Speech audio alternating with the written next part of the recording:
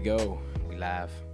Welcome to Relay Radio. I'm your host, Derek Dreyer. To my right is my co-host, Daniel Hong. Daniel Hong. We will be lighting the torch of knowledge to bring you exhilarating insights, expert tips, and inspiring stories. Oh, that's me. Immerse yourself in the world of business, entrepreneurship, and life as we pass the baton of knowledge, empowering you to sprint towards greatness. This is actually our very first episode. Yeah, but second episode filmed. And I think I think starting it off with an internal is great because Austin is rarely in front of the camera, and we'd like to incorporate him as much as possible. So, first episode, we thought, why not have the full team here? Yeah. And, Let everyone get to know like who's behind this podcast, break it why down. we're doing it, who we are, what our accolades are, what does accolades mean? accomplishments, Oh, okay. achievements. This is Damn. a fancy word for that. Come on, bro. I thought you were educated. Accomplishments is actually a bigger word than accolades, but I'd say it's on par. all right. So So normally, do we want to like introduce, or is it just like Austin? we're not introducing Austin sure- as a guest, right? It's We're just- no, but we're kind of introducing him because we haven't But introduced let's him. talk want about an why. Let's talk about why our podcast is different. Yeah, let's do that. That's a good start. Let's do that. so I would think. Wait, let Austin, bro. Let Austin. Oh, you were gonna say it? No, you go. No, You got it? I'll explain the structure. Yeah, Okay, explain okay. the structure. Explain why it's That's why our podcast. All right. is So our podcast is tailored around business, entrepreneurship, and life. We will be bringing in guests of all aspects. We all have a pretty big network of people who are business owners, whether it may be multi-million-dollar companies, startups, different types of businesses. We have people who are in manufacturing, hotels, real estate, flag football. Like just random stuff, recruiting, staffing. So we're just gonna interview these types of people, bring them in. Hopefully they can, for one, bring us some knowledge that we could probably use with our business, and two, Yeah. hopefully help anybody who's listening who may be a business owner or interested in the subject of business and entrepreneurship themselves. I think like one of the things as to why we started this podcast is, the three of us talked about it. There has to be a reason why we do this, and there shouldn't be like we're filming episodes just to have a conversation with people and to put it on camera. And I think that's why we're kind of different too, is like most people just have conversations with their guests, and it's not really getting to know them. And obviously, an episode probably 4 will upload where we talked with an influencer who has been picking up significant traction. He's viral now, and he told us like he's been on a lot of podcasts, and he was like, no one asks me these questions. Everyone's just like trying to shoot the shit, and they're not really trying to get to know me on a more like deeper level, because everybody has, everyone who is an influencer, who is a successful influencer, knows how to leverage that. And as you grow as an influencer, your business mindset develops too. And I think like, for us, we wanted to have a purpose, and because we know there's a gap. I think like podcast has been such a trending thing to do, because everyone's like, oh, we'll just don't talk to me. Let's just put it on a podcast. And like for us, it's like, well, we can still have a conversation outside of podcasts, Mm-hmm. Yeah, exactly. And another thing that makes our podcast special too is, Derek has a background in track and field, and that is directly related to our company's name, Relay Distribution, Relay Radio. So we structured this podcast like a relay. Yeah. You want me to talk? Okay. Yeah, go for it. I thought you were on a roll. So we structured it like a relay, right? So we'll bring in guests, we'll do a warm-up, then we'll start the race. We'll do the first leg, the second leg, the third leg, anchor leg, and then we'll cross the finish line. So each leg is a different segment. Warm-up is a fun little like brain warm-up for everyone, kind of get the juices flowing, whatever. See if we're smarter than a 5th grader. Yeah. It's Which probably... most of the people. mean, yeah. I don't know. Austin lined up some pretty tough questions for Leo, but I don't know if I would have gotten most of those. But yeah. So normally we would go through the warm up and then start each segment. So that's how our podcast is structured. Just hopefully it's entertaining. Keeps it. You know what to expect. If you're a listener and you continue to listen to us, you know what to expect from each episode, and that's what we want. We want it to be very consistent and very good and very Informative. well informative and thought out. So most definitely. hopefully you stick around and hopefully we can provide some good information for people. And with that being said, we're gonna jump into a warm up, or y'all want to skip the warm up? Warm up thing is kind of for the guests that we're interviewing. I'm pretty warm. We can jump. Okay. Yeah, more. I think that was our warm up. So explaining the podcast to our new listeners, episode 1, that was our warm up. So we'll jump into the first leg. First leg for us will be a more personal conversation. So we want you to get to know us, who is behind the podcast, each one of us, Austin, Daniel, and I.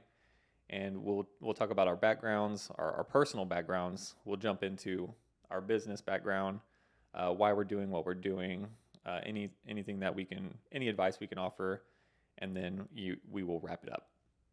Yeah. So should we, like, on the personal level also talk about, like, okay, well, I guess that's the other leg, the social media side. Like, Yeah. Sorry, I skipped that. So it's personal. Yeah. Then we'll talk about like our social media, because that's honestly how we all know each other. Yeah. And then we'll talk about business, and then yeah. Okay. So. Cool. You wanna start?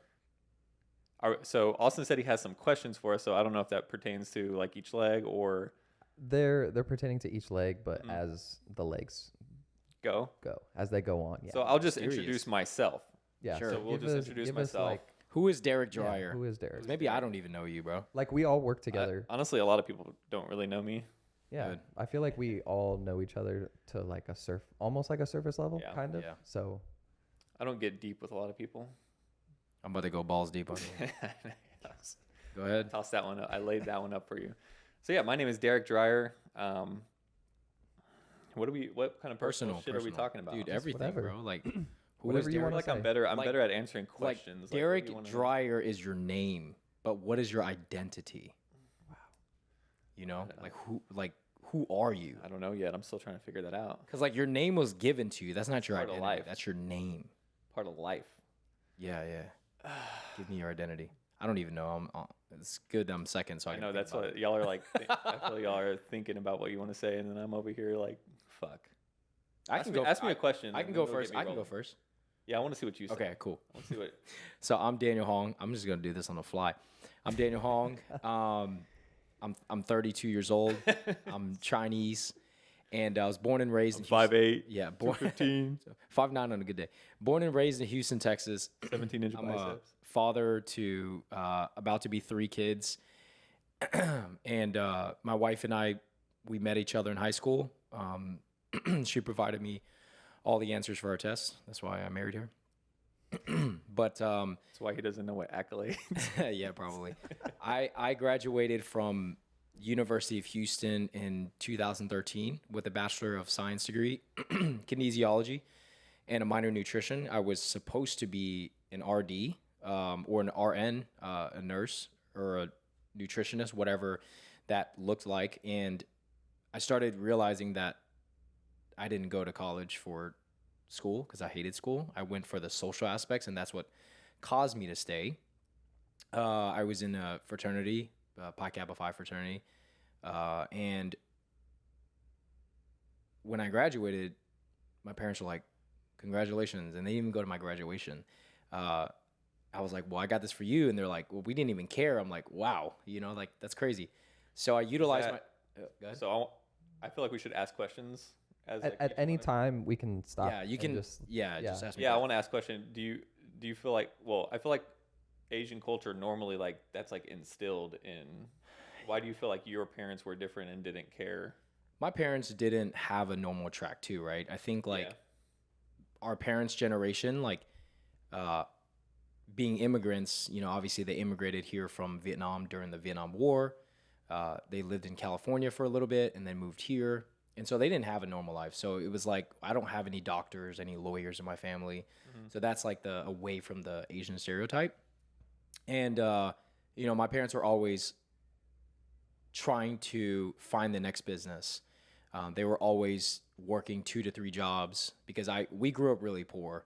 And you know, I remember like me and my brother would be like one of the hustles that my dad had was, you know, selling spice and like black pepper, white pepper, cayenne pepper, and things like that. And my brother and I would be in the garage with like a mask, and we would be, you know, weighing out the spice like individually, so my dad can sell it. You know. Are you sure it was spice? There's- Did y'all have there's a clothes code on? word. There's Dude, a code actually, word when you for it. think Were you in your underwear? Yeah. Dude, when you think about it, it is pretty wild Yeah. that we used to do that type of stuff. So Yeah. it really taught me, like, I guess my parents really raised me on the culture of hustle, and because Asian culture, they don't tell you like they love you or things like that, right? Yeah. They show it by gifting you things. Like that's the currency of love in Asian culture. Mhm. So my parents never really said I love you, and that's kind of why like I've tried to The- change that a The lot. red envelope. Yeah, the red envelope, and that's why I try to change a lot of that. Like I'm a lot more affectious than like my parents' generation, because I try to change that a lot. You know, Affectionate. affectious? Did I say affectious? Affectionate. I don't know, That because Word? like I wasn't raised upon that, and Yeah, I I got you. wanted to change that a lot. Like so, I tell my friends a lot like I love you and things like that. You know. So yeah, I I mean, can relate to that. yeah, you know, just having been raised on the whole hustle culture, like school was never a big priority. It was always like get your bread and you know, treat people right, you know. So So then after college and after your graduation, what did you get into? I worked with my family. So my parents were always building businesses, and we had a manufacturing facility, pretty large. It scaled up to like a 400,000 square foot facility. So I was managing like, you know, well past 150 employees. So, you know, took care of them, making sure they got their bonuses, giving them raises, train them how to drive trucks, you know, kind of inbound and outbound and merchandise. So B2B business as well. Didn't really think about it, but that's kind of what I did for a lot of years of my life. But yeah, I mean, it started with like, we had a super small Toyota T100 that my dad bought in like 92, it was in 1991. And that's how we started. Like I remember my parents would, every day, like my dad had a calculator with him, and he would calculate like how much money he made. And then he'd give me and my brother like, you know, $50 or $100, depending on the day. And that's how we learned like the hustle culture, because my dad always treated people right. So he would go to door and get business like from restaurants and stuff. So Timmy Chan's, y'all had their fried chicken. Yeah. It's one of our biggest clients, you know. So it's, you know, nostalgic. But yeah. Natural born hustler. Yeah, man. And then we'll go into that in the social media Your side. dad's Yeah. still hustling Yeah. too. Like I feel like he's still like He's still, he still man. has that same I hustle. see where Daniel gets his Yeah. his hustle from now, Yeah. right? Like Yeah. you said, Yeah. that your parents are always, you know, looking for the next thing, like Yeah. especially on the early side, and I feel like that's very instilled into Yeah. you now. Dude, fun fact, my dad actually had an energy drink business in the early 2000s. Really? It's called Radioactive Energy. And it was the Is it first fucking ever bright green. Yeah, it was bright green, the first ever energy drink that glowed in the dark in the club. What? And it was crazy viral. And then he Wow. got fucked over by his business partner, of course, but Damn. yeah. It was actually really cool. Not the healthiest thing, but really dope, you know? Probably takes Red Bull vodka to another level. Yeah, most definitely. But yeah. So that's kind of like a gist of, you know, my upbringing, Yeah. you know. And It's awesome. Derek, you good now? Yeah, I'm good. Let me just. I was trying to adjust my mic and pause so that we don't. Okay. So yeah, okay. Going off that, I see what we're talking about now. Yeah, hustle culture, baby. Yeah. So my name is Derek Dreyer. I grew up in Corpus Christi, Texas, till I was about 10. Then we moved to San Antonio. So, born and bred Texas. I also had kind of a rough upbringing. My parents never divorced, but they were never. It was never a great marriage. My dad was a drug addict pretty much my entire life. My mom has had a lot of traumatic experience with her family, so yeah, I'm getting deep here, but Get so deep. yeah, my mom had a lot of trauma in her life, so like, you know, that just caused my parents just weren't right for each other, you know. So I didn't really grow up with like mentorship or father figure, like somebody to look up to. Like I feel like my whole life has always been I'm figuring it out on my own. And that's kind of like transitioned to a lot in my adult life as well. Like, I learned how to do stuff on my own when I was growing up, and that's kind of like directly translated into how I do business, right? Like, I'll figure it out. Like, and I think that's also like, it's hard for me to ask for help because I like to do things myself and things like that. So growing up, yeah, like I said, rough upbringing. I think my family in general has been through a lot of traumatic experiences. So with that upbringing, I still, was very much involved in sports. We did grow up poor, but, even though my dad was a drug addict and, my mom was, they didn't have a good marriage. We didn't have a lot of money. They still put me in sports. They still tried to, let me do the things that I wanted to do. So fell in love with sports from an early age. I started playing football when I was like 5. And I think I let that become my identity. Like you said, who is Derek Dreyer? Yeah. Athlete, honestly. Like, I've always been pretty athletic, loved sports, tried to play every sport I could, played football through high school, track, soccer, sucked at baseball, sucked at basketball, but I tried. So yeah, I think for me personally, athlete. After high school, went to college, went to the University of Texas, ran track there all 4 years, graduated in 4 years, majored in history, random major, but I did minor in business, a little bit more than business.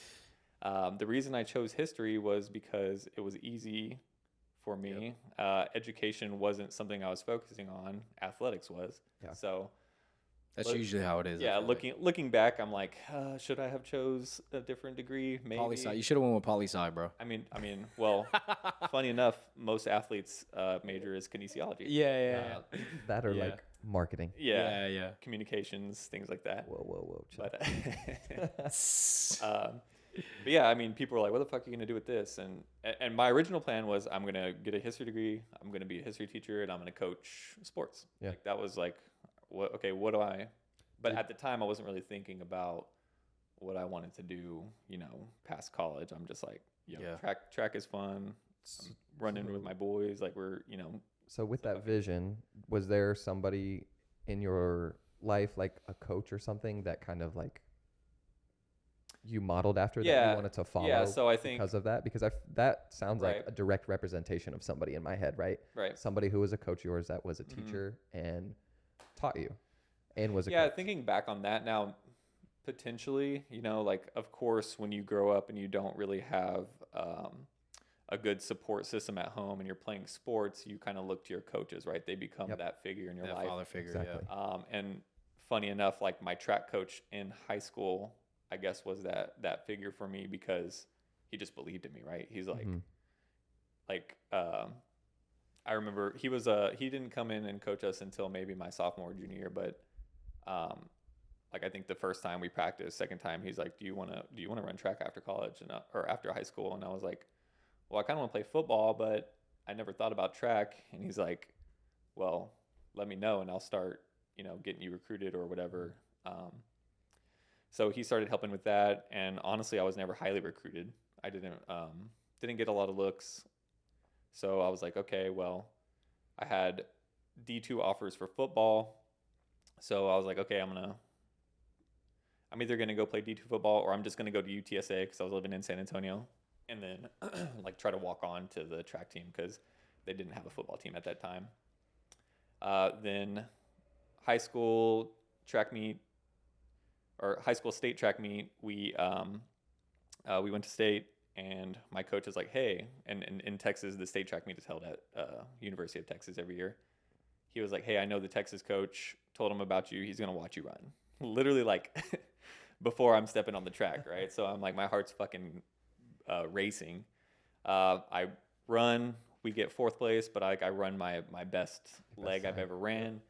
And then he's like, hey, coach wants to talk to you in his office. So I literally step off the track at state, walk into the coach's office, the Texas track coach's office, and he's like, I want you to come run at Texas. What was that feeling like? Did you like? It was surreal, right? Because I'm like, I mean, you're high school, right? You're like, you ran at state. You're like sitting in the coach's office of Texas. I grew up a Longhorn, like yeah, Longhorn fan my entire life. Like it was always a dream to go to UT, right? Yeah. Like always a dream to play football at UT. Like, so I'm sitting in there and I'm just like, what the fuck is going on? And then he's like, I want you to come run for me. And then he's like, I want you to run hurdles. And I'm like, what? I'm not a hurdler. Like I'm Yeah. just a sprinter. Yeah, He's yeah. like, no, you got the build, whatever, blah blah blah. But run hurdles for me. So we'll teach you that. yeah. So yeah. He's like, so I need an answer right now, because it's like, it's already May. I think the signing day is already passed. Yep. He's like, we have to get this done probably within the next week. So I need an answer today. I'm like, okay, yes, I'll do it. Yeah, So from there, I was like, do I want to play D1 or do I want to go do D1 track or do I want to play D2 football? So from there, I ran track, and then, yeah, I mean, great experience, loved it. It's definitely taught me a lot. And a funny thing, coaching and athletics, like the hierarchy of how all that is structured is the same way a business is structured, right? Yeah. So that's why I apply a lot of that to how we run our business, and yeah, so here we are now, and that's a little bit about me. A little rough start there, but I think we can figure it out. No, I think it's That was good. no, that was really good. Yeah. Diving So into so who's I know I don't really get that deep with a lot of people. Yeah. I mean, I think I've obviously gotten that deep with you guys, but Yeah. it's, usually like my people closest to me.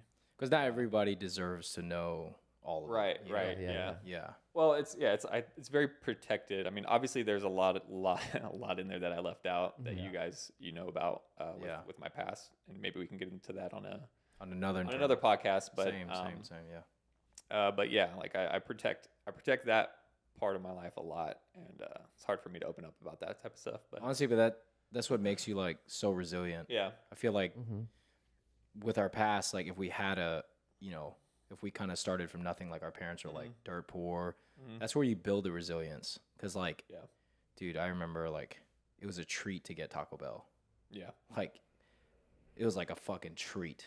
Like if Yeah. my parents came home with Taco Bell, I was like, holy shit, it was a good day. Yeah. You know, like that's how our life was, but yeah, Austin, you ready? Yeah, I'm ready. Yeah. Who is Austin? So Wait. So your last name is how do you pronounce it? Hironic. Oh, I always used to say Ronrick. I know, and I just let you say it. I don't correct him. Ronrick. Hironic. Yep, Hironic. Hironic, yep. Hironic. Okay. It's unique. So I grew up was born in Redondo Beach, California. We lived a Nice. block off the beach, so like the beach was my backyard.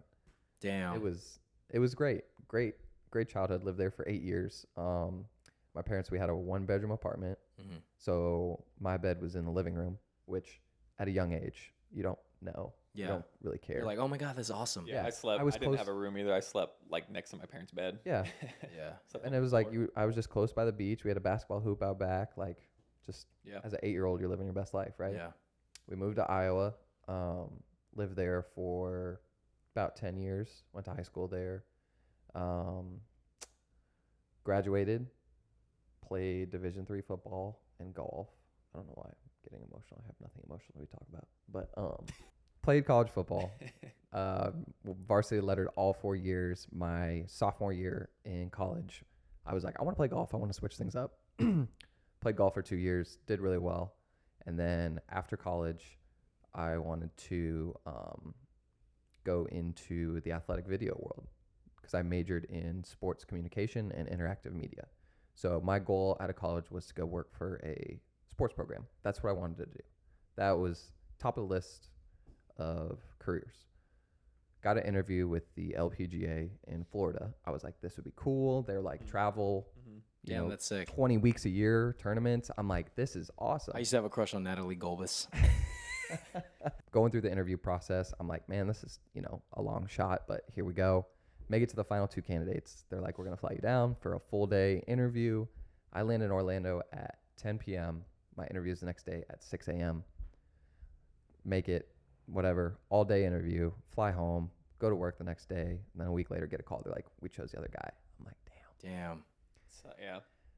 It was it was heartbreaking, but at the same time, I was like, okay, it wasn't meant to be, whatever. Yeah. And then like 2 months later, I get a text from a guy in Florida and was like, hey, we have an opening at the college I'm working at. You know, would you be interested? I was like, yeah. You know, same thing happened. Same thing. I was like, okay.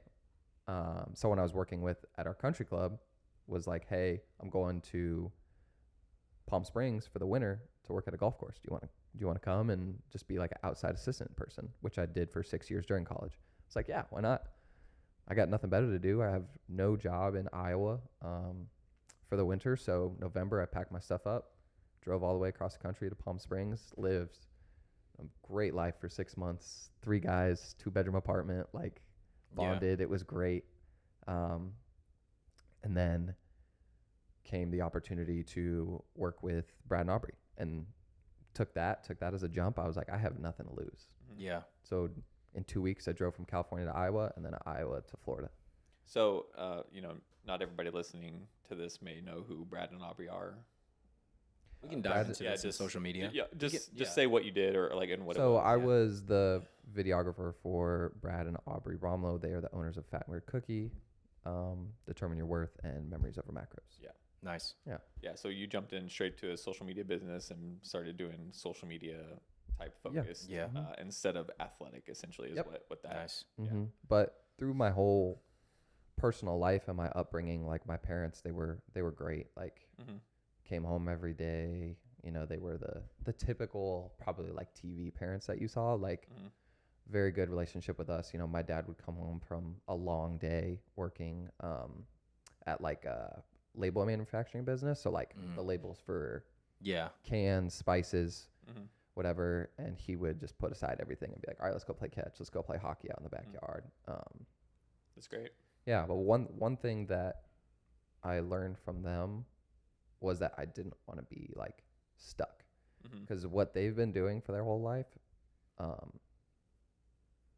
I just didn't want to be. I didn't want to be that. So I kind of felt that way going down that golf route, and that's why I took that chance with Brad and Aubrey, because I only met them for 2 days. I didn't know anybody down there. I took a whim, and that's I honestly remember that phone call, because me and you were sitting in the living room, and like Brad was talking to you. Yeah. I remember that day. I clearly remember that day. That's just kind of what drove me to like taking a chance, expand, and just to like grow myself. So that leads me into my question for you guys is, you know, what from your... I want to jump back. You said, I thought it was interesting because you said like you didn't want to be like how your parents were, like stuck.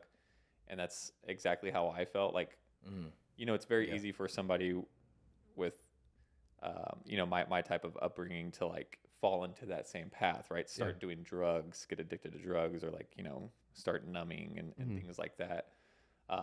But I was always very self-aware, and like I was like, I don't want to be like this. Like this isn't what I want my life to be. Like I want to be better. I want better for myself, and then like also I want to be better so that I can help them too, you know? So I just thought it was interesting that you felt the same way, even though you had a completely different scenario upbringing. So it's very interesting to me, because they've done that career all their lives. Like my dad's still doing what he's doing. My mom's still doing her insurance stuff. So it's like, I wanted to be different. And like, I felt like I was going down. But not to like, not anything against that. No, it's just not what you wanted. Exactly. Yeah. I wanted to be different and, you know, stand out. So that leads me into my question, you know, what from your personal life, Derek kind of answered it too. Like what drives you to be what you are today? Like, I know we talked about there's no plan B for you. So like, what is driving you for that? I think like from your personal life, or your personal experiences. So I think I was raised with a different mentality where when we do things, we don't think about it. We just go for it. And that's where I think like that plan B mentality comes into. My parents never talk to me about that type of stuff. I saw it from my actions, or from their actions, and I just dove into things. And so like when I meet a new person or a new business relationship or things like that, like I always look towards people as a window of opportunity of how we can do things together and grow. That's how I look at things. So that's why I always look to people with the benefit of the doubt. So no matter if I don't know them or I do know them, like I already trust them until they lose that trust. So I never really had my parents never had a plan B either. And I guess they never talked about it, but like you're a self-reflecting mirror of who your parents are, right? So unknowingly. And so all I know was that like out of all the businesses they started, I mean, they did a lot. They manufactured sesame oil, they manufactured chemicals, they did it. They did it all. And when they got screwed over by business partners because of financials or whatever, like they never held a grudge. They just moved forward. Yeah. And I think I saw that so much. And that's why like this is East Downtown. This is where I grew up. And that's what's crazy because when I left their business, I was like, I would never go back into the warehouse business. And here we are in East Downtown. So it is really wild for me to think about. And so when I go into things, there is never an image in my head that I said, what if this doesn't work? I always say, this is going to work as long as I give it my all. And that's why everything that I do, which is a million things, I give it my all. And a lot of people see me, even my wife sometimes, she looks at me and is like, you're doing too much, you're spreading yourself thin. That was not how I was raised. My parents always did a million things. And no matter what it is, like we give it our all. And so like I mean, as I grow older, yes, I see like the spreading yourself too thin type of perspective, but I know that like my vision is all cohesive. And so I go for it no matter what. So I bring in now like all of my businesses, all my best friends are my business partners. So it's like it has worked just like amazingly, you know? So yeah, no plan B for me. I just fucking go for it, you know? So you would say that like your parents' work ethic is kind of like Flawless. almost what Yeah. what has driven you. Yeah. Relentless. Yeah. I mean, we're relentless people. Yeah. Like we treat people right, build relationships, plant seeds, and just go for it. Grow trees. Yeah. Plant seeds and see where they grow. So I guess the next leg is social. Yeah, we're gonna social we're gonna media. transition into the next leg, or did you have some more questions? No, that was about it for that one. That was a Yeah. good one. Damn, that Or was, you want me to answer? that was a very in depth. What did you kind of answer that, or like what Like, what where do I get drives my you drive? today What drives me today? from your personal life? Yeah, I would say that's a lot of like my childhood has a lot to do with that. You know, like I never want to. The never give up. Same as Danny, right? Never give up mentality. You know, not wanting to be in the same situation, wanting better. Also, like something I didn't touch on with my personal life. I have a handicapped brother who was in a car accident when I was in 7th grade. So like my mom is now his primary caretaker. And that's a lot of what drives me as well. You know, like I want to do everything I can to, you know, eventually, hopefully, you know, make sure he's taken care of and things like that. So like, that's a lot of motivation and driving factor for me. And I think that also like, it ties into everything in my life, sports, everything like I look at it as I'm doing everything I can because he can't. Right. So it's like, that's what drives me. And obviously like my wife as well, you know, like I want to give her a good life. I want to give just, you know, so that's main driving force behind what I do. Yeah, that's great. It's like everything external versus internal for you. Kind Right. of. It's more of the I'm a giver.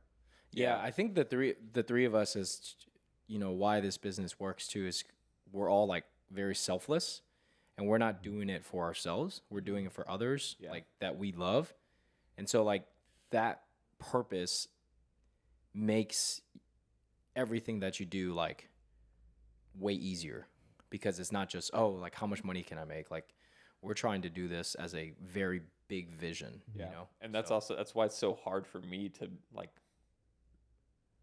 we were saying, like so hard for me to like brag about myself or be that type of person. It's like because I care about other people just as much as I care about myself. You know, that's weird to say, but you know, like I don't love me more than, you know, I don't know how to be that arrogant type of person. Yeah. But that's just me, you know, like there's some people who are like that, and, you know, but like you said, I do think we all have those same core values and characteristics. And that's why, like, once you get a team, and then as we grow our team, we'll find more people that have these same characteristics and core values as us. And like, that's how you build a really great team behind your business, and we can get into that more as we talk about business related stuff. But we can. Yeah. So what I was gonna say is like, you know, it's amazing what makes us all individuals and stuff. But one thing we do all have in common is social media. That's how we met, right? Right. So where did you get your start, Derek? Me? Yeah. Yeah. So I didn't really talk about this in the personal, like after college stuff. Was working. I worked for the Astros for a little bit. Worked at a school district. Did a bunch of different things. Insurance agency. Ashley, my wife, was also a teacher for all those years. After college, and I'm sure you felt this way, a lot of athletes do, is like when you graduate after playing sports your entire life and you don't move on to professional sports, you kind of lose your identity and like who you are, and like you kind of lose yourself a little bit. And so I was searching, like, I don't have I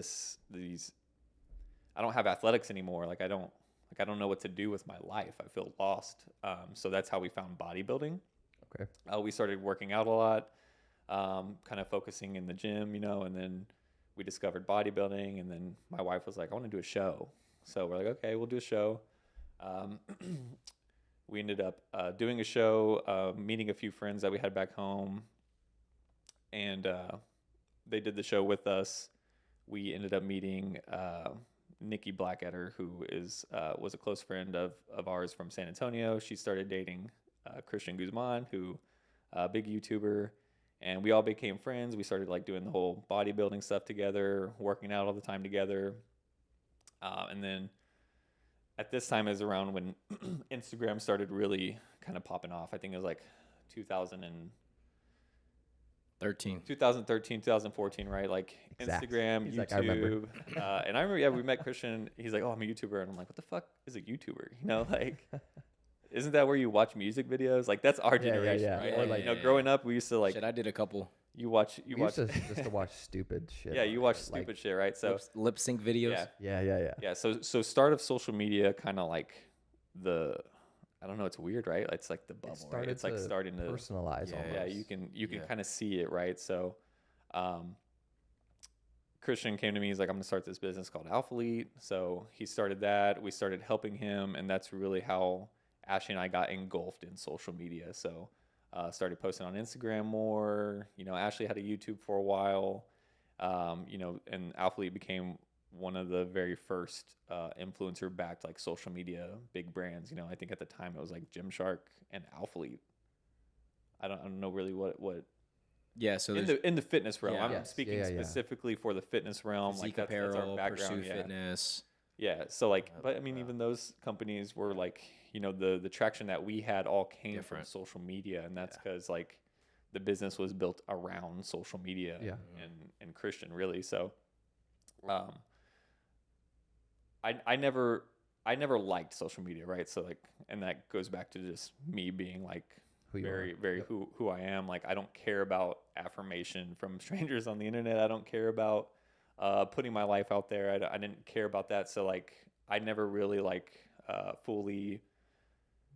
I never fully dove into it 100%. Like, I'm going to do this and grow my following and become a social media person. Like, that wasn't something I wanted to do.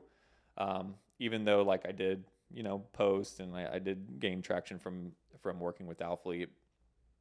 So yeah, like social media was never really like a big thing or focus for me. But we did utilize that as a tool of marketing and things like that. But it's also how we all met. So, you know, while we were building Alphalete, you know, random Asian dude comes in the gym one day and just starts working out with us. I don't remember how big. I think you were prepping for a show at that time. Yeah, he was cut. I did so many shows. So like that's actually so that's actually how Daniel and I met each other. Yeah. And I think he was like recording for his YouTube, of course. Yeah. And then like I recorded a video. I remember this very vividly. I recorded a video for him, and while I'm recording, I'm like, oh dude, I don't want to fuck up this guy's video. I got to make sure it's perfect, right? So like, I made sure it was like fucking still. We were on the turf. It was like I was a fucking human gimbal. So I recorded his video, and then if you know Danny, you're like, I handed him a video, bro, this is fucking fire, bro. Like no movement, like stable as fuck, dude. You know, It's not shaky, just man. hyping it up, and Yeah, then yeah. I think from there, like we just hit it off. You know, it's like I think our relationship has always felt pretty natural. Like we always,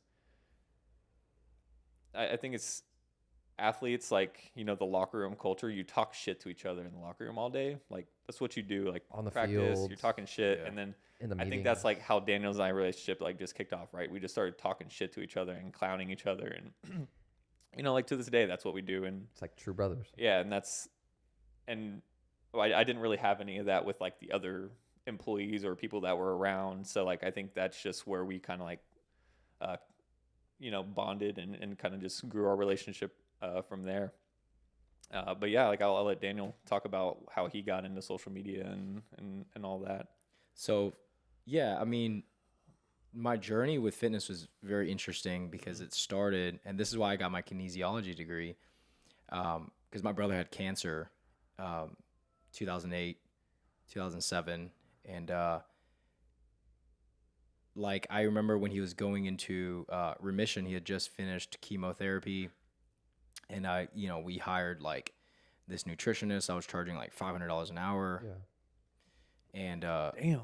yeah, dude. And I was like, she was garbage. She was just teaching him, telling him drink Ensure, and that's it. And like, my brother had Those are those old people shakes, right? Yeah, dude. My brother had chemotherapy and radiation. Can I just like, I have a thought that I want to like throw in. Yeah. This might go on a tangent, but so in college in track we had a nutritionist, and she Yeah. was like, "Show me everything you eat in a day," and I tell her, and she was literally just like, "Oh, eat some yogurt here and do this that's here," it, and I'm dude. like, That's it. That's all they know. what? Like she didn't educate me on macros, like anything like that, or like, you know, when I needed to eat carbs and stuff to energize for practice. Like she just said, "Oh, just eat some yogurt here," and I'm like, "What?" Yeah, I mean, that was it, dude. And it's like, Anyway, yeah. I was like, there has to be a better way to go about this. So my brother had radiation and chemotherapy, and because he had nasopharyngeal glaucoma, and he was like stage 3A, and 3B is death. And that's what one of the things that my grandpa passed away from is called the Chinese cancer. All right. And I was like, well, I got to get into fitness. Like, I need to learn about this type of stuff. So I started like, back in the day it was P90X. Yeah. 2009 is when I started P90X, and I bootlegged that shit off of the laptop that I still have that I bought in 2009. And I keep that laptop because it's a memorabilia piece for me. And P90X videos that we bootleg, and I started working out and just got more passionate about it. So bodybuilding.com, the MISC forum was huge. Yeah. And started researching more and more and more. Austin probably don't even know about that. I got no idea what you're talking about. Good. So the MISC, and that was like the Reddit days. Okay. That's like Well, it was Reddit. bodybuilding.com was essentially like a social media platform for just bodybuilding. Yeah. It was like a forum where you could You, go on you and can buy supplements, yeah, and then Okay, there's cool. forum where you can talk and like share like exercises. They called and it the stuff. MISC, You had and your that was little like profile. Yeah. the bodybuilding version of Reddit. okay. And everybody would troll each other. And so I started getting really into fitness, and I learned a lot more about nutrition. And my brother, I started being able to help my brother a lot more. And, he was eating more, drinking more, and just like more nutritious rather than just drink. He was withering away, man. Like my brother was always a big guy, always walked around 5'6", but like 215. He's stockier. And he dwindled down to like 130.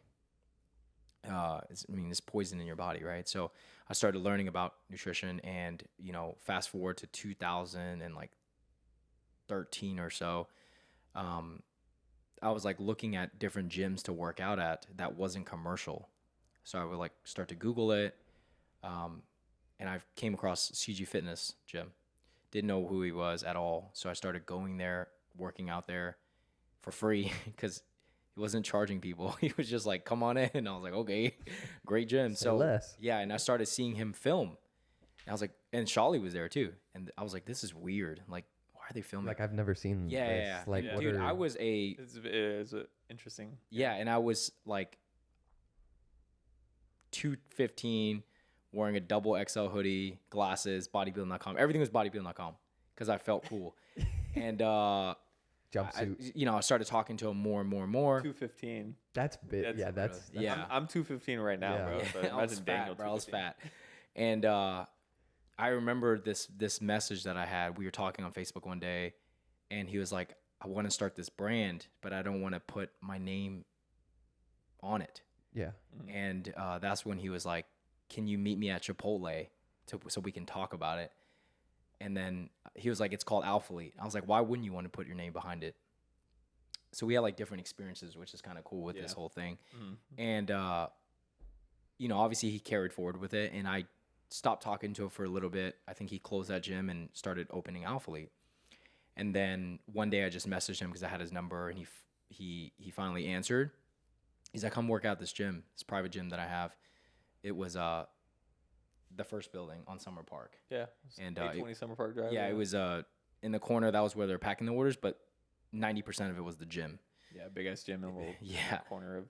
I met Tim there that day, and it was like late at night. Yeah. And I was doing like lying hamstring curls, and he comes over, and he was like, how come you don't start a YouTube channel? And I was like, it's weird, man, like talking to a camera. And he goes like, take this camera, like you can have it. And it was a RX100 Mark II, the little camera, the black camera. And I find out it was Nikki's camera. He just gave it to me. You're So- like in the moment. You're like, damn, dude, you're giving me your camera. Yeah. So I was like, and then I was like, why? And then I was like, I didn't want to do it. And then he just asked me like, why not? And I was like, you're right. Like, why not? So I did it. Yeah. Started doing it. And then it was the third launch, I think, when I started coming into Alphalete. Like, they had already been there, and that's when I kind of met him. And I didn't have a purpose or a vision with the social media, but I started it because, he gave me the camera, and I was like, I'm gonna just do it.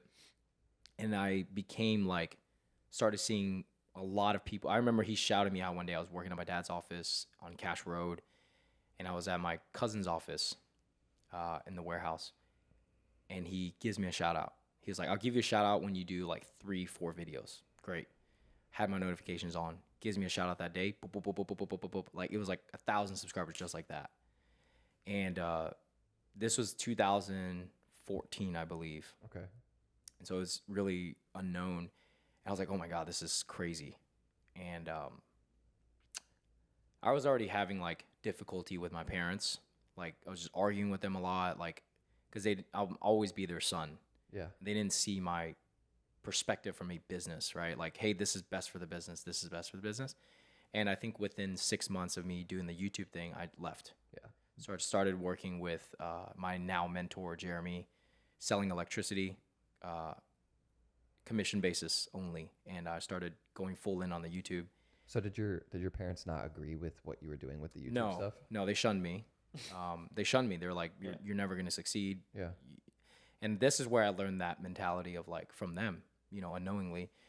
And I started doing YouTube, gained a lot of traction because I was the only Asian YouTuber, not just Chinese, but the only Asian YouTuber that was vlogging. Picked up so much traction and developed a really nice community that was like, holy crap, this is amazing. And The only Asian like fitness. yeah, the only Asian Okay, fitness okay. YouTuber. Yeah, sorry.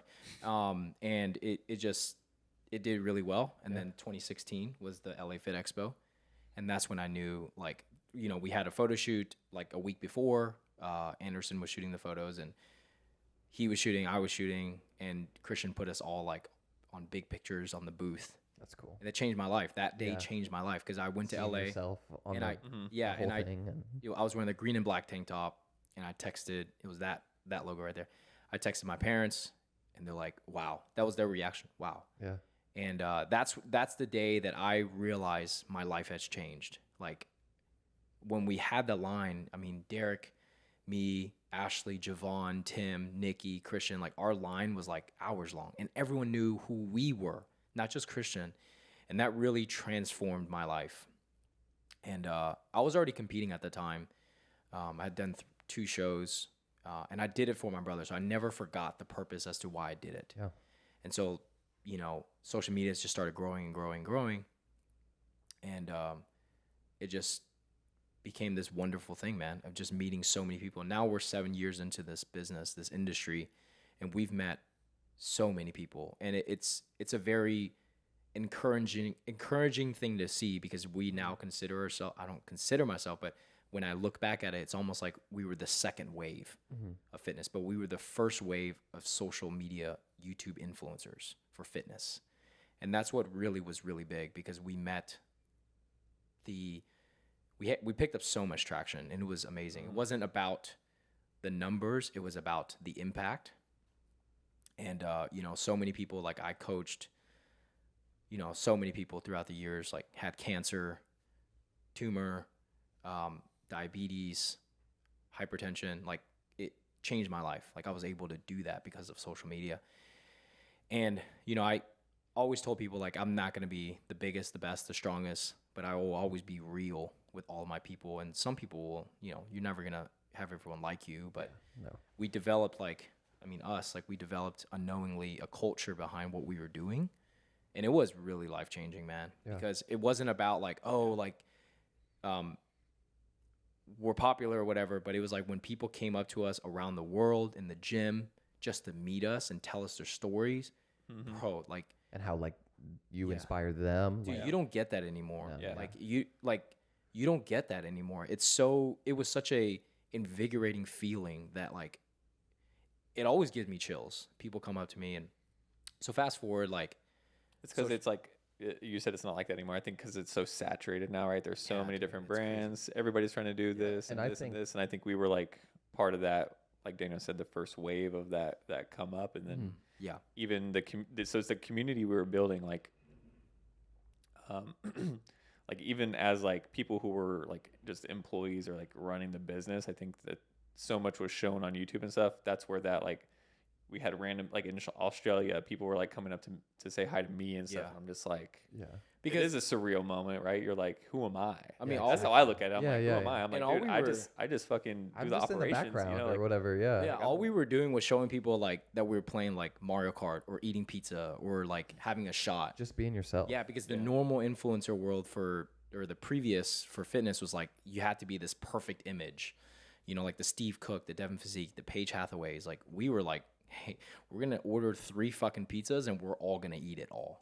And that's what people loved, because like it was the realness. It wasn't known. And I think like, damn, bro, geez, man, it's cool to talk about sometimes. Like you feel old. I don't think I've ever really sat down and talked about this. I mean, I've talked about this with like you and Ashley and stuff. And like we've talked about how crazy it's been, like the ride and the come up of everything. Yeah.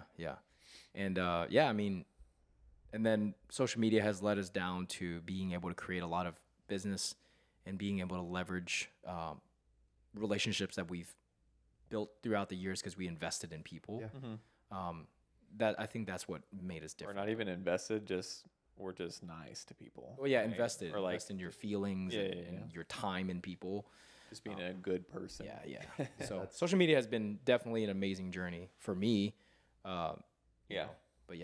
That's crazy, because I am the exact opposite of you two. Like, growing in high school, even in middle school. Well, first of all, you're like 10 years younger than us, so there's a huge age difference between us. You grew up.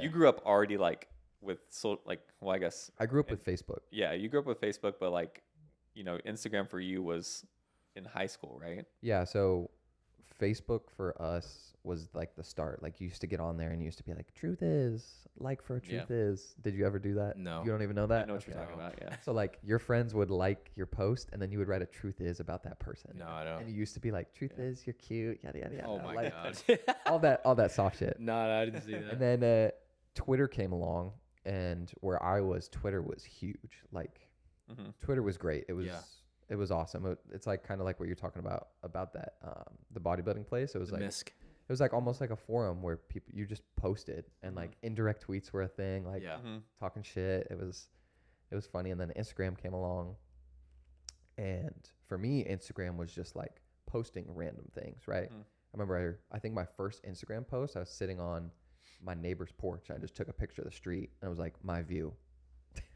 Nice. Artistic. Like, and then through high school and through college, that's still kind of what it was. It was just like posting your friends, posting. I didn't know that there was a way to make money. I didn't even know about influencers. Yeah. Nothing until I met Brad and Aubrey.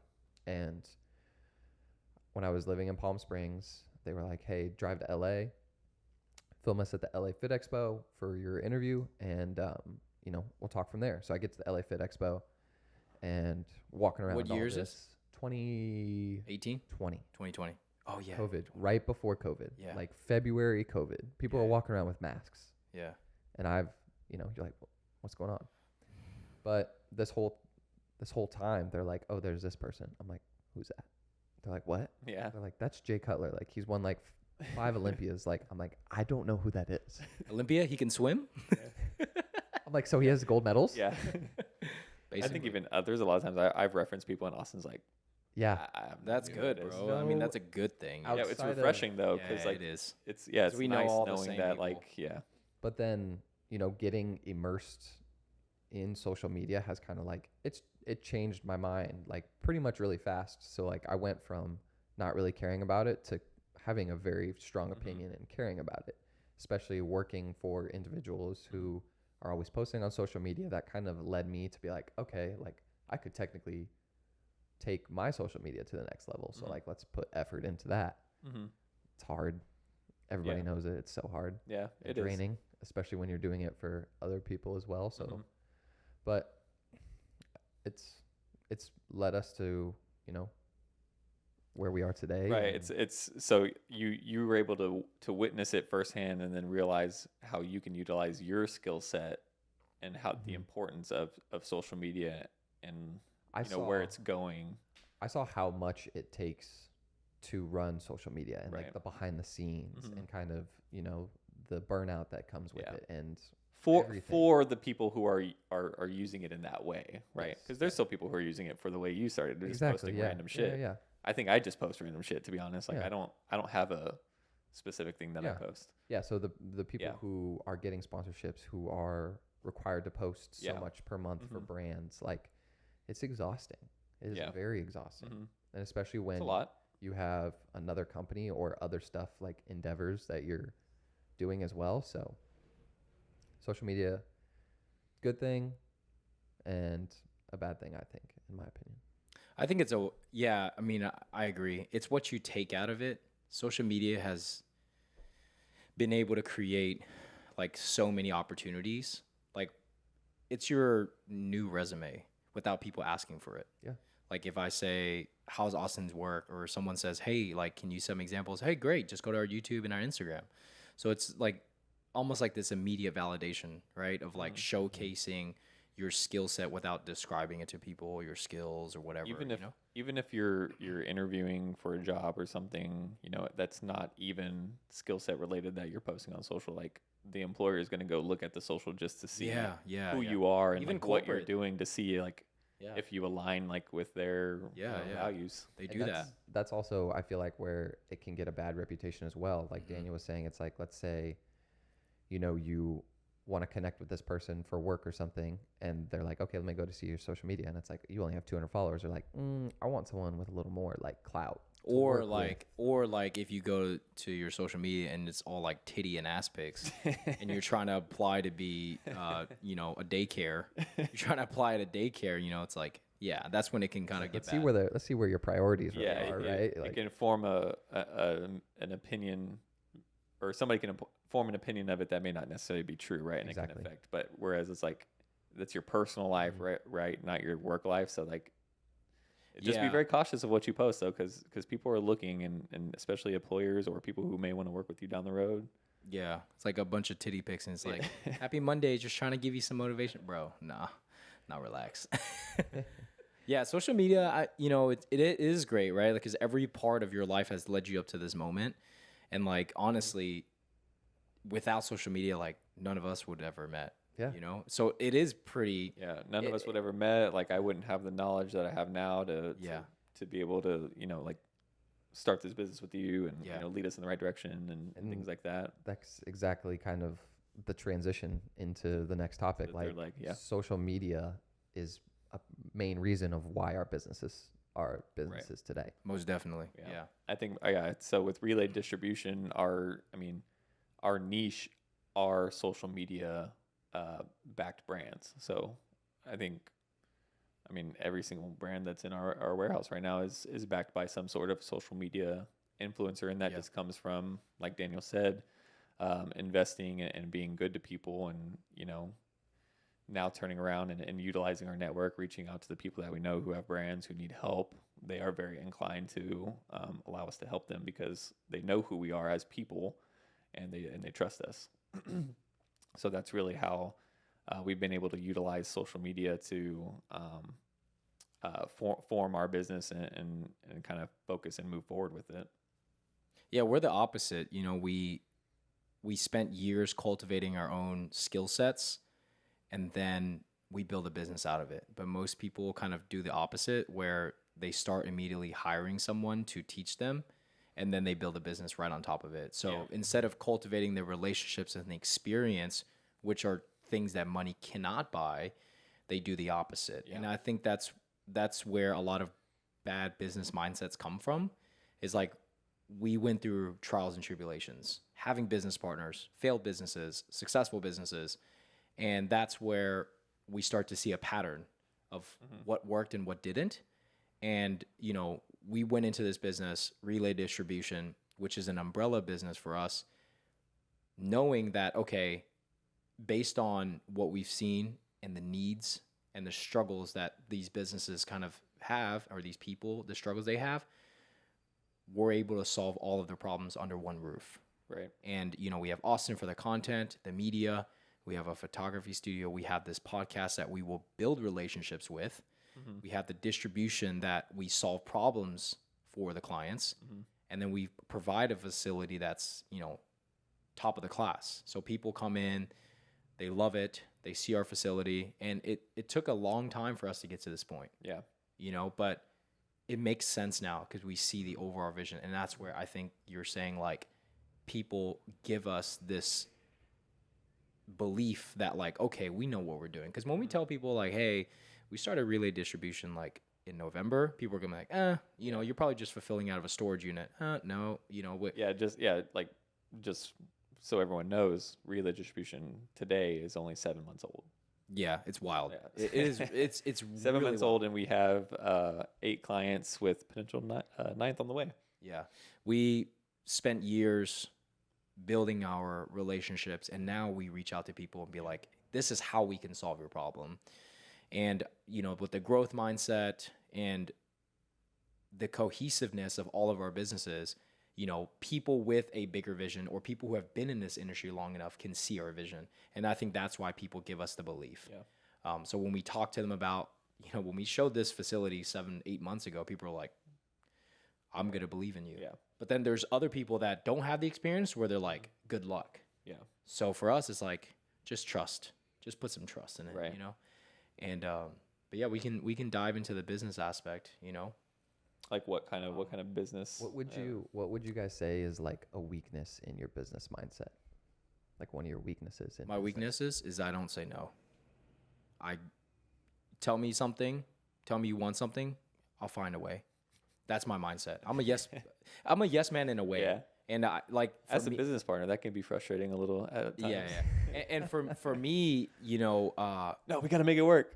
I think like being an individual business owner, transitioning into an entrepreneur, for me, the longest time I didn't know how to pass on, delegate my tasks because I'm a type A, and my parents were always like that. I will do it all.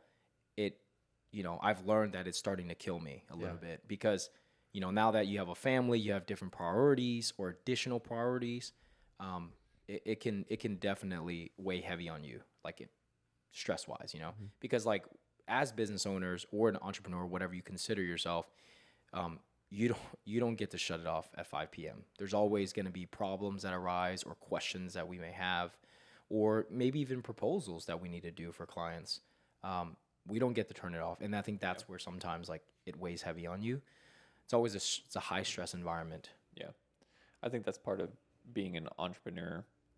As far as our business, like a weakness in Relay as a business, I don't feel like we have one. We don't have and I one. feel like that's why we've been able to propel and be on the growth path that we are, is because I mean, you guys know I stress this all the time, like structure and building out the internals and making sure we're laying the foundation of the business in the right way to build upon that is very important. And I think I've kind of harped that since the beginning. And I think we've stayed true to that. And, you know, it's allowed us to kind of like bloom from that. And Yeah. I think we stay on that path.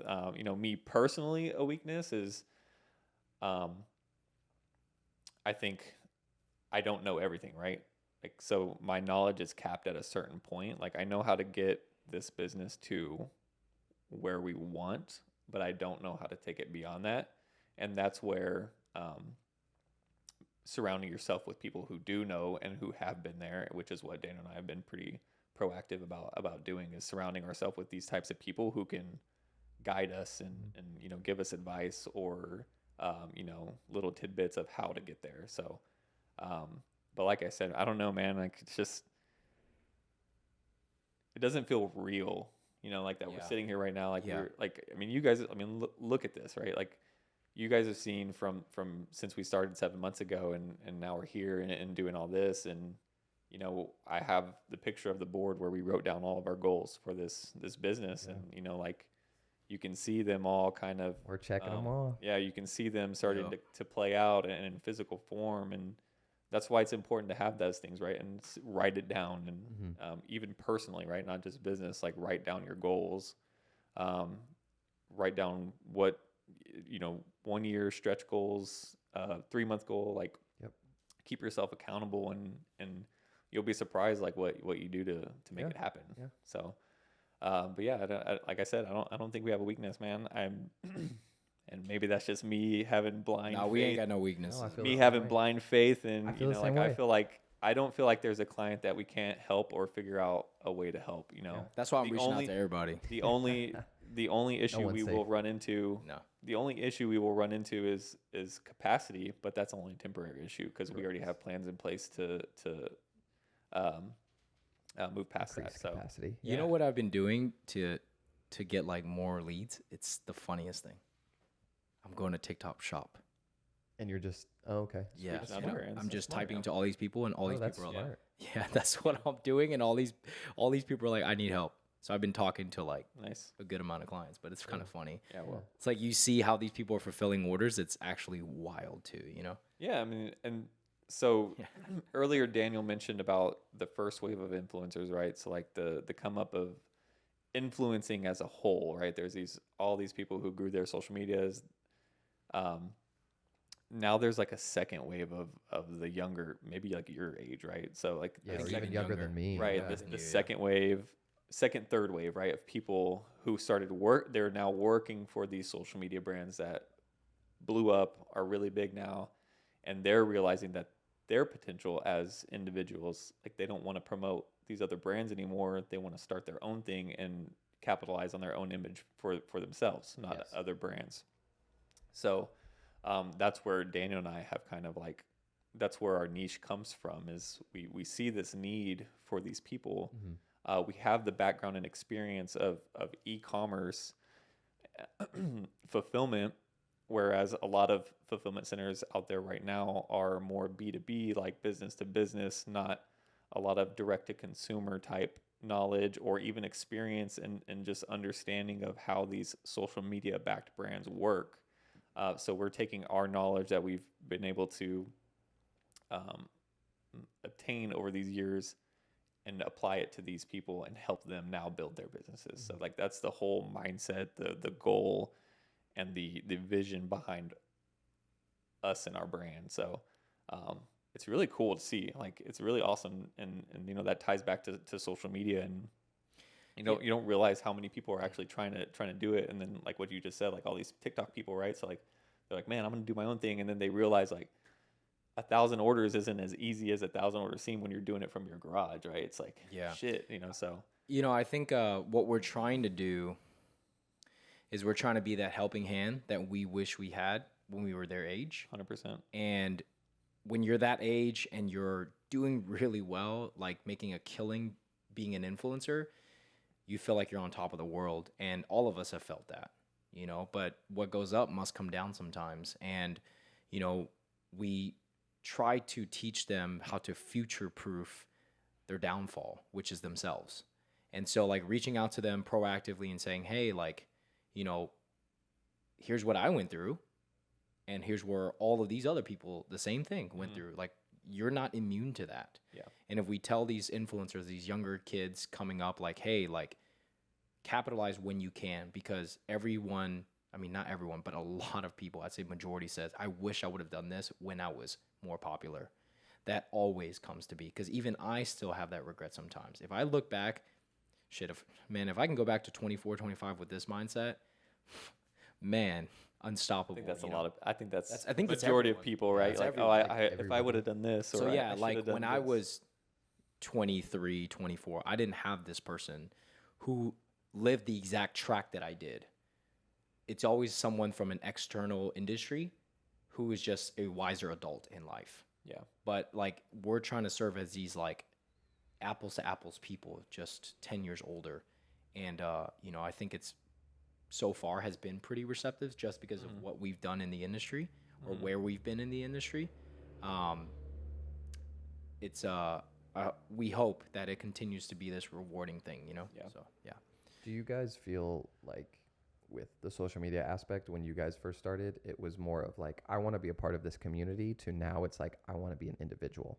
Yes. Back in the day, I mean, You're talking about us or social media as a whole? Just social media as a whole. So like when Alpha Elite was starting, it's like, I want to be a part of Alpha Elite. And then now it's like, I want my own thing. I can only speak on the fitness side, right? Like, Yeah, I think we can all only speak on yeah, fitness the side communities, experience. the community with fitness, because there was so far and few, is everybody was working out together and how to bring each other up, because no one really knew how social media worked. But now it's gotten so saturated that everyone's like, oh, if it doesn't go well for me because I have this following, I'm just going to go with this brand and earn this money. So there's no true way to like go through the trials and tribulations, because I mean, there's no loyalty anymore, man.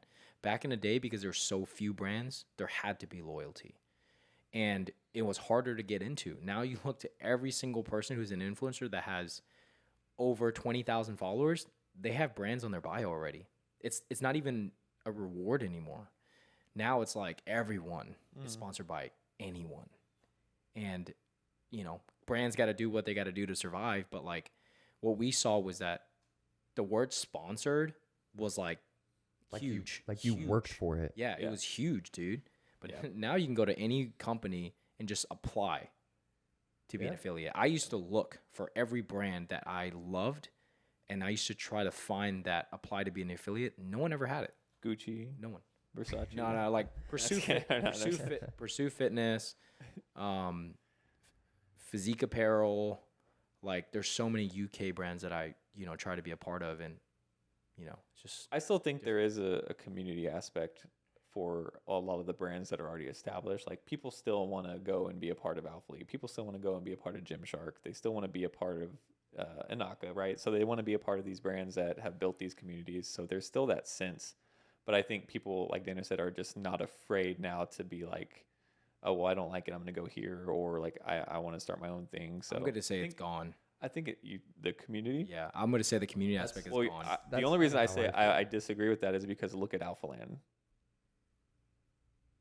I mean, you work out there every day. I don't, but every time I've gone, it's like a university of people who want to be influencers. And I was things like saying that, it's more of like, everyone has seen what these people in the past have done, and they're like, why can't I do it? So they start it. What I mean by Their own, like, yeah, so what I mean by what we're trying to gone- capitalize on, like merch. Like everyone's Yeah. like, I'm gonna make my own merch now. What I Right, mean by gone is that the community, no one truly helps each other anymore. That's what I mean.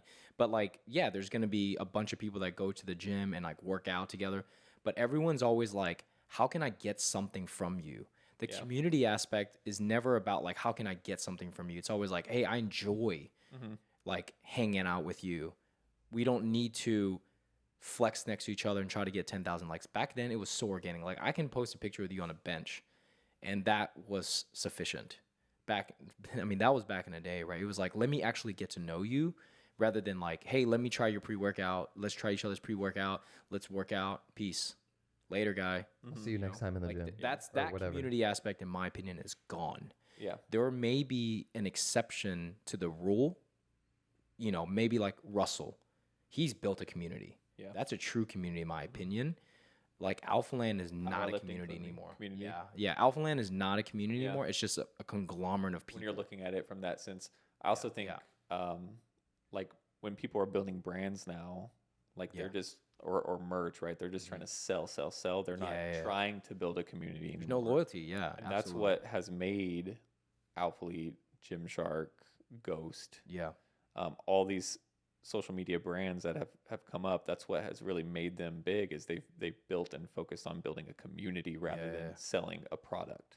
Got it. And I think that's a huge thing. huge. Huge piece if you're trying to build any brand. Like even us, right? Like we're trying to build like a community of like just influencers and or with our employees, build a community within ourselves. Like I want all of us to be close and things like that. So like even on a small scale, just building some sort of community on that level will go a long way. But I think that's where a lot of brands now or people, they see the success that all these people are having and they want to grab, sell, and they forget that you need to build a community around that. And, if you have a community of say like 500 people who are very loyal to your brand, like that's better than having like 5,000 eyes on your brand, but nobody really cares because they just see that you're just trying to sell, right? Yeah, it goes back to the Loyal 1000.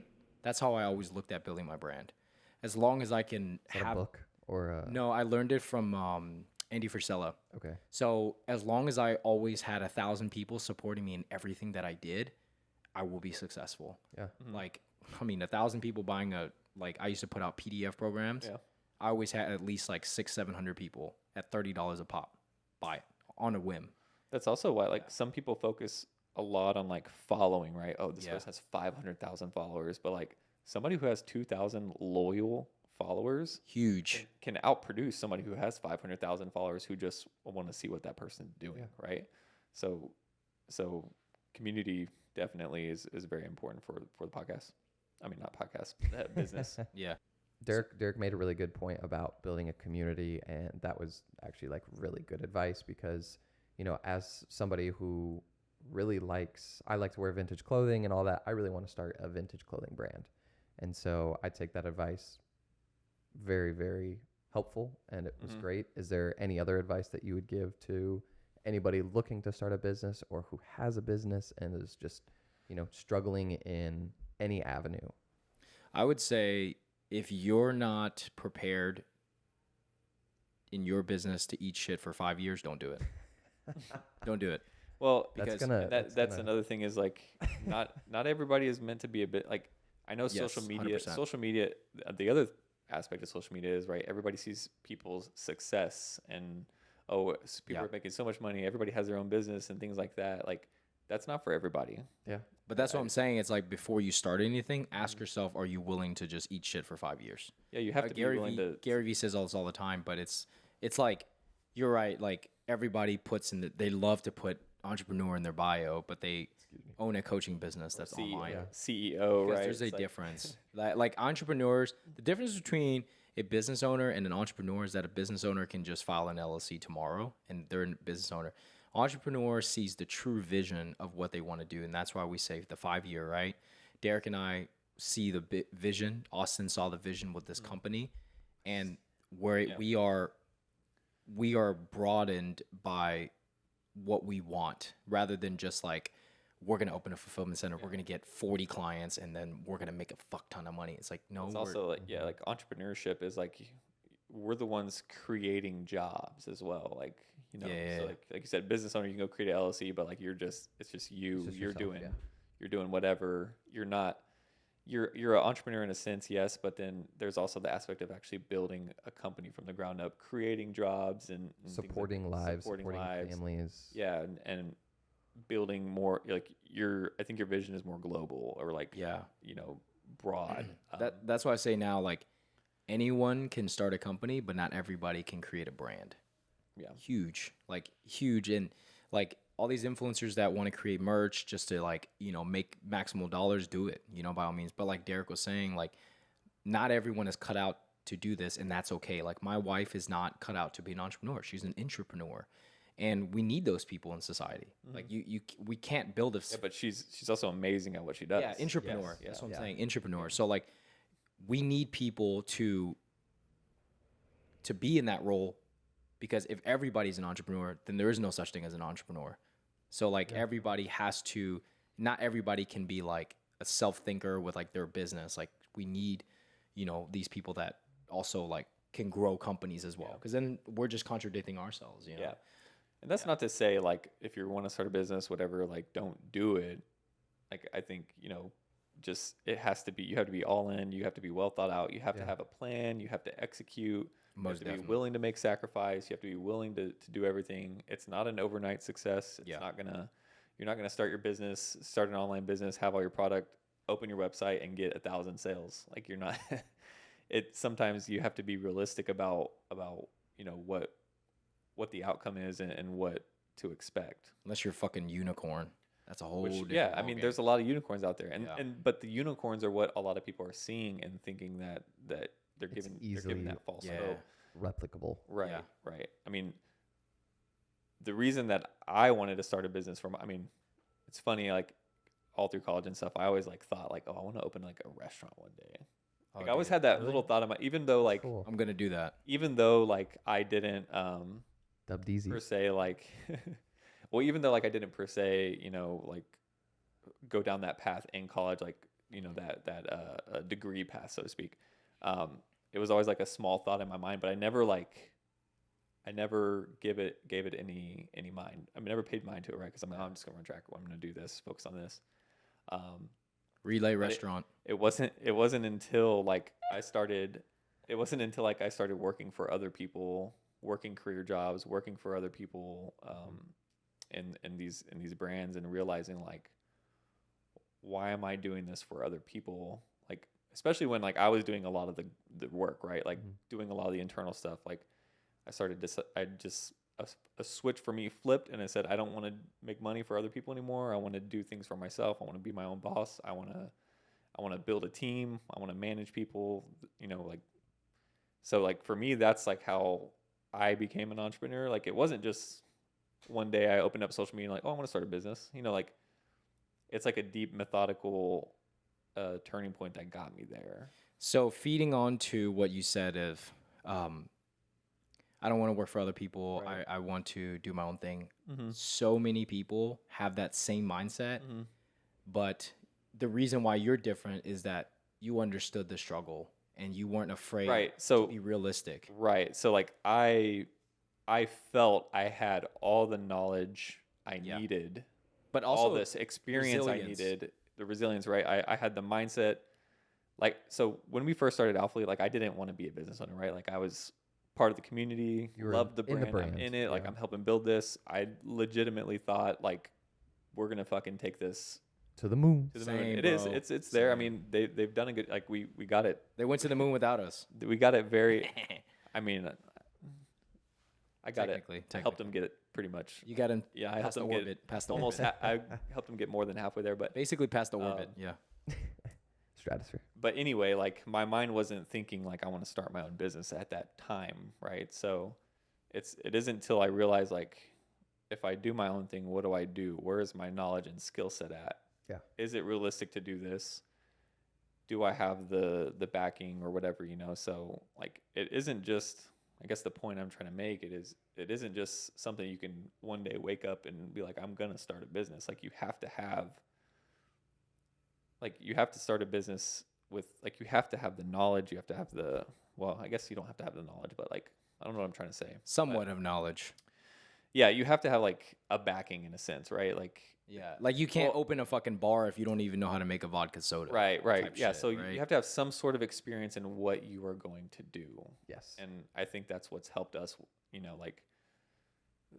fortunately for us, Daniel's parents had a warehouse. We were able to utilize that to house us in the beginning as we're starting up. And then I had the knowledge and skill set to set up the operations of what we needed to do and like we're bootstrapping it, right? Like even to this day, like we're still out there packing orders. So, you have to just, man, I don't even know. I'm losing track, but Yeah, no, I mean, with any type of business, you have to understand that like there's so many factors to a business, right? Like, because in the beginning, when you open a business, you're wearing all the hats, and if you don't acknowledge that, then you're not cut out for it. Because with any business, also like we are all daily, no matter how big a company is, trying to figure shit out. And when you get to a certain level and you get big, there's always going to be people that are trying to take shit from you.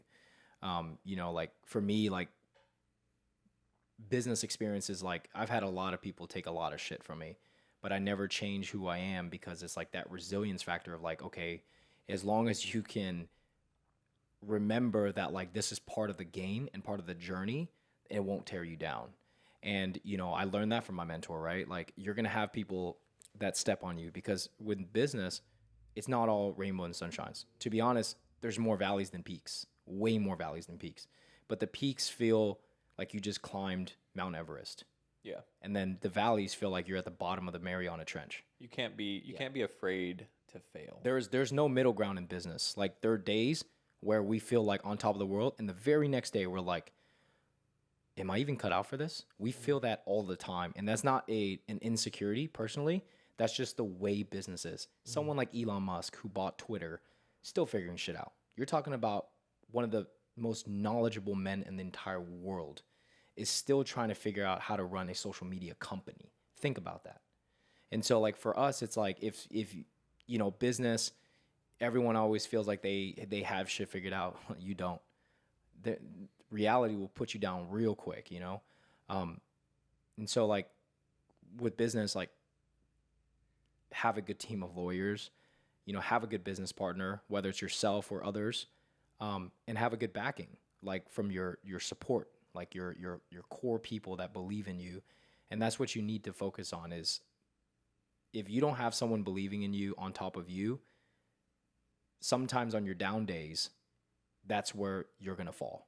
Because if you have this insecurity behind you where you're not 100% resilient all the time, and there's not someone that you kind of look to like, hey, what should I do? And that person kind of tells you the backing, you will fail, because I failed a lot personally in the sense of like, I always thought I could do everything myself. And then until I found this true mentor who really told me like, I've been down this road, like sometimes you need that little kickstart on your day, And with business, like, man, I can't tell you like how many times I've been torn down, like, and I don't show it. Like you should never show it. You don't show weakness. Like the other podcast we filmed, you never show your weakness.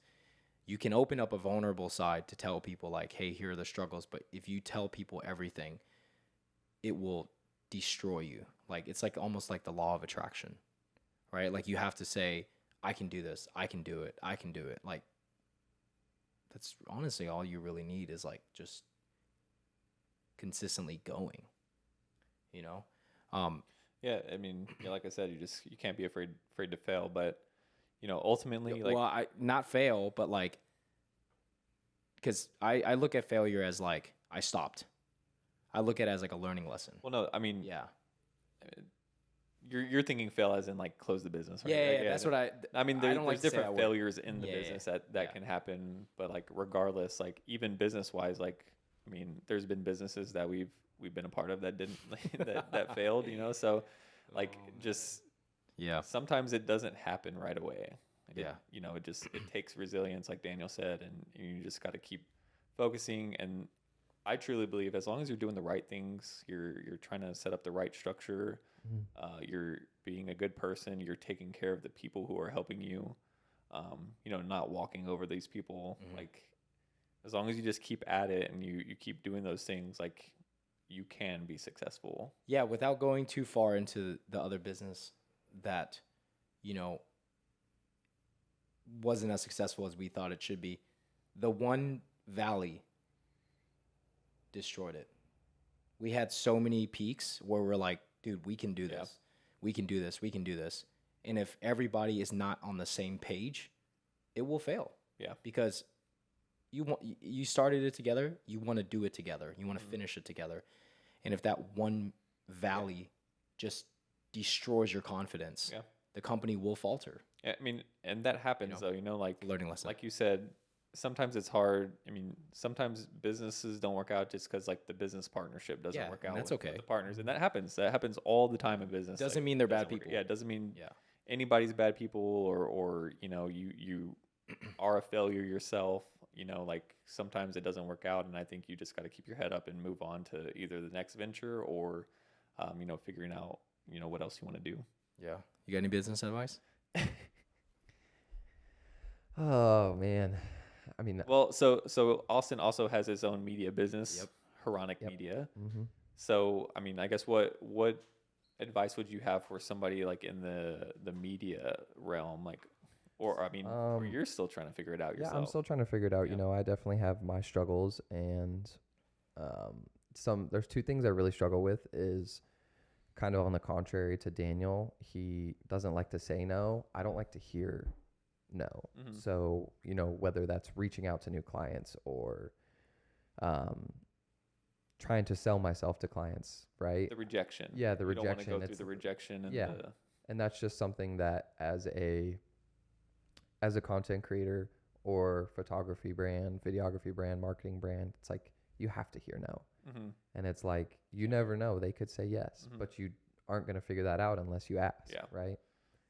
And then the other thing too that I struggle with is also like pricing is so hard, and it's Yeah. so variable throughout all of content. Mm-hmm. So it's like there's times where I still get nervous sending an invoice. Yeah. Like there was a Because you don't want to lose the business. exactly, or Because you of don't price. want to want them to like say something to you and be like, Yeah. that's not worth it. Like Yeah. Yeah. that's probably the worst thing to hear as a content creator. Like Yeah. you're not worth that. Do Yeah. you? So, is that you thinking that you're overvaluing yourself? Yeah. Yeah, I would say that just Mhm. because you don't know, you kind of know how to price your stuff, but then again, it's just kind of like whatever I say my price is my price. Right. Yeah. Yeah. It's like yeah. there's no structure to how you're supposed to price yourself, right? Like Yeah. especially when you're starting out too and you're just trying to get your legs underneath you and you're like, "Hey, let's do a shoot." It's like, "All right, $50." It's like the bottle of water analogy. A bottle of Ozarka at HEB may cost 45 cents. Yeah. Okay. But then you go to a gas station. That same bottle of water is $3. Yeah. And then you go to the airport, and that same bottle of water is $9. And then It's the same. There's no. And you go to rule. Minute Maid and it's 12. Yeah. Yeah, and then there's no yeah, like you said, there's no rule to pricing, but Yeah. if it all depends on you and the environment that you create. True. Yeah. Yeah. That's all it is. And I think as long as you know your value, you just got to be confident in what you're putting out there. And like you said, that rejection piece, you can't be afraid of it, because at the end of the day, it's like, okay, that you weren't the right fit for me or my price, but Yeah. like I know my value, I know my quality that I bring. So Yeah. Yeah. can't be afraid of that. No, and my advice to anybody with content creation who is also dealing with that is like just don't undervalue yourself, know your value and stick by it and hold true to yourself. Nice. Yeah, I most think Austin, I think that brings us to the finish line. I think that. Do you remember the ending by heart, or do I need to? I don't remember the ending. By. Thank you for crossing the finish line of Relay Radio. Yeah, I don't know the ending by heart. We but, have we have a question though. Has anyone told you you don't have what it takes? Has anyone told you you don't have what it takes? Yeah, a lot of people. A lot of people, man. Oh man. Well, so I touched on this in It's in like our personal. podcast with Leo. Yeah. So I don't Do you want to be want me to- repetitive. I'll answer, I guess. In Yeah, how my about life, this? So in a future episode, I answered this question. Like growing up, I've been told I don't have what it takes, or I'm not fast enough. Things like that in track, or I'm not good enough to play this or do this. So I've been told a lot. I've been told I don't have what it takes a lot, and that's kind of like what has propelled, my drive, as well as what we spoke about earlier, and one of the reasons why we have the motto for Relay Distribution as like we have what it takes, because we have what it takes to help you make your business successful. So I'll leave it at that, and I'll let Daniel and Austin answer the question. Yeah, I mean, I think a couple of times before I started my business, like, I guess I got told this by my own parents. I was that I gonna don't have say what it like with the takes. social media stuff, right? Like, Yeah. and like that's why that was such a that's why Yeah. it was such a pivotal moment when they For saw his- you yeah. like on in LA Fit, That big like, banner. 'cause it was you Yeah. proving them that you did have what it Yeah, takes. and their way of apologizing was painting a mural of me in their house. Yeah. Really? Yeah. Yeah, do they have a picture of Daniel like Okay, we're gonna fucking put that drawing. up on the screen right now. Yeah, it's have a actually kinda drawing of funny. Daniel and like it's like it says like Hollywood in the back. Yeah, It's funny. Yeah. But That's awesome though. I think like it wasn't like to be insulting. It was more so to be like, we've built all of this just for you to leave, because I am the only person on both sides of the family to do this. I'm the first person in the entire side of both families to even work out. So it's like, it was really big to take this leap, and then I in turn inspire like my cousins. You know, obviously my uncle is Hollywood and shit, so like social media, but that's not really social media, it's just Hollywood, like a real life celebrity. But like for me, I did something that was very different, you know. I mean, not even I knew if it was gonna be good, you know, but it has created a new mindset in my life, not just opportunities, but my mindset. This is how I developed the same mindset as my parents, because if I stuck with them, I would have never built this mindset, because my older brother is like that. He doesn't do like business and stuff. He's just like going corporate and stuff. There's nothing wrong with that. But now I'm training my little brother to do things differently and to never accept like, don't even let me tell you that you can't do this. Yeah. And so that's why Princeton is so like, I mean, now he has 2 businesses, Yeah, that's you awesome. know, and yeah, trying to do things differently, but I think mine's just like the stereotypical athlete one, right? Like coach when I was in high school. Yeah. I was a skinny kid. Yeah. They were just like, yeah, I mean, and this kind of happened in recruiting too. Like I was getting recruited by some Division 1 schools, but I was so undersized and I wasn't the smartest kid.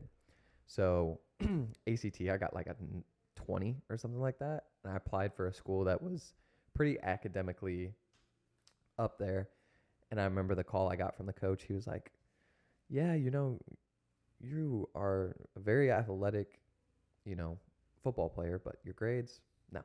He's like, you're not gonna make it here. Yeah. And he's like, good luck anywhere. And I'm like, oh, okay. Yeah. Cool. So shout out. joke's Coach on Fox. you, Coach White. Is it Coach White? Coach Fox. Okay, Coach Fox. Okay. So yeah, so every episode, just to kind of touch on what that was, is, you know, when we cross the finish line, our motto, we have what it takes. We'll always ask whoever we are, or, you know, we'll always ask our guests if anyone's ever told them that, just to get, you know, just kind of keep everything on brand.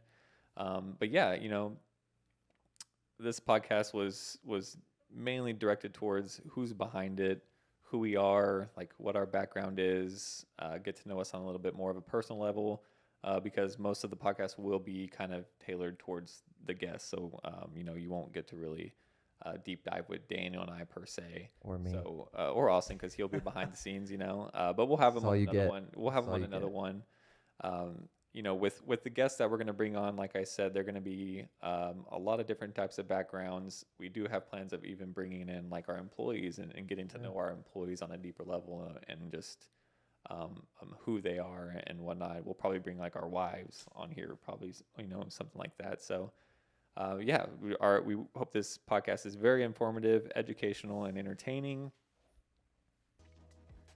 Thank you for all the listeners at home for tuning in to another episode, or actually episode 1. Together, we will sprint towards a purpose-driven future, celebrating the power of business, entrepreneurship, and the transformative impact that it can create.